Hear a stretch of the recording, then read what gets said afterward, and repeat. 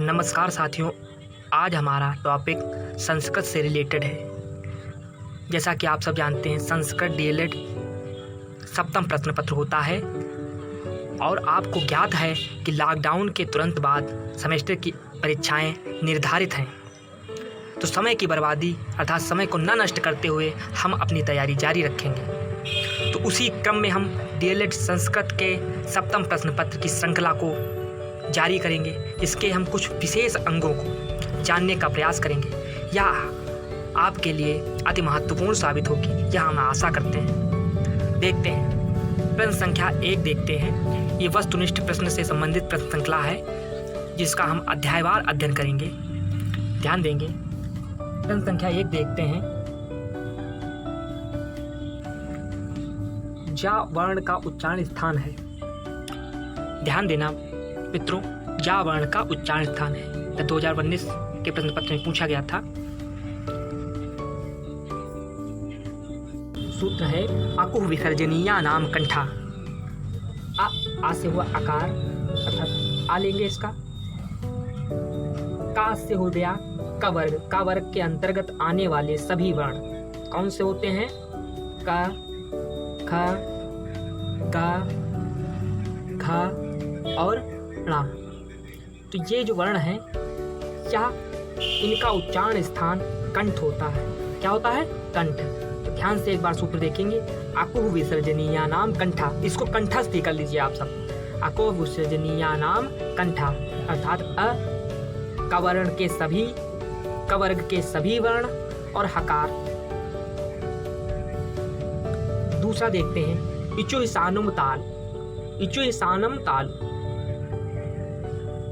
इकार अर्थात ई हुआ, ई इकार का हुआ ई। अगर ये आते हैं ई बड़ी ई हो गया। चवर्ग के अंतर्गत कौन कौन से आते हैं आप सबको पता है। चवर्ग के अंतर्गत आने वाले सभी वर्ण च, छ, ज, झ, य। इसके अतिरिक्त देखते हैं यकार और सकार, इनका तालु स्थान, इनका उच्चारण स्थान तालु होता है। सूत्र देखेंगे इचो ईसानम तालु इकार अर्थात ई चवर्ग के अंतर्गत आने वाले सभी वर्ण च, छ, ज, झ और य। यकार का य हो गया और सकार का सा अर्थात ई चवर्ग के अंतर्गत आने वाले सभी वर्ण य और स, ये सा, ठीक है। इनका उच्चारण स्थान तालु होता है। तीसरा सूत्र देखते हैं ऋतु रसाणाम मूर्धा। ऋतु रसाणाम मूर्धा अर्थात ऋकार का री हुआ। टवर्ग के अंतर्गत आने वाले सभी वर्ण रेफ और शकार, शकार का ये वाला सा। ये सा का उच्चारण स्थान क्या है? इसका सा का उच्चारण स्थान मूर्धा है, ठीक है। ध्यान देना, ये सा इसको मूर्धन्य सा कहते हैं और जो ये सा होती है इसको क्या कहते हैं? तालव्य सा। ये तालव्य सा इसलिए इसका तालु से उच्चारण स्थान होता है। और ये वाली ये सा जो होती है इसका उच्चारण स्थान मूर्धा होता है। देखते हैं चौथा सूत्र।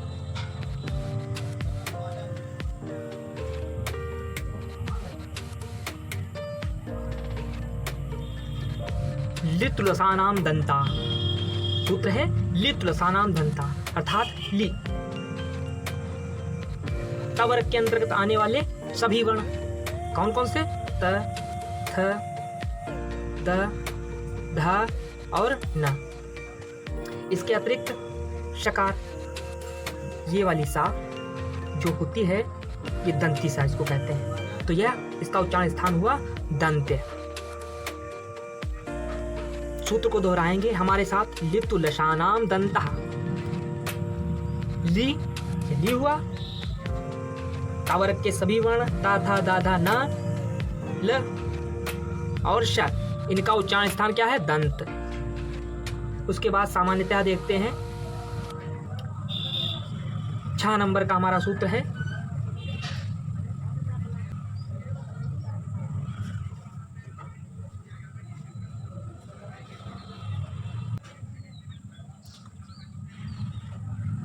उपध्यानीयः नाम ओष्ठो। ओष्ठ से उनका उच्चारण स्थान होगा वह है उ। और बड़ा उ। प वर्ग के सभी वर्ण प फ ब भ म और उपध्यानीय अर्थात उ, इनका उच्चारण स्थान हुआ ओष्ठ। कौन से ओष्ठ के उच्चारण स्थान है?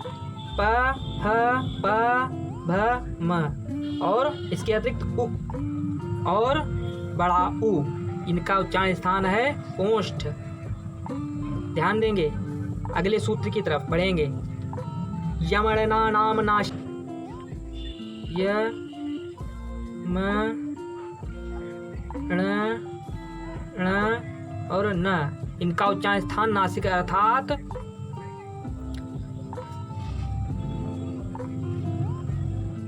पांचवा वर्ण नासिक से उच्चारित होता है।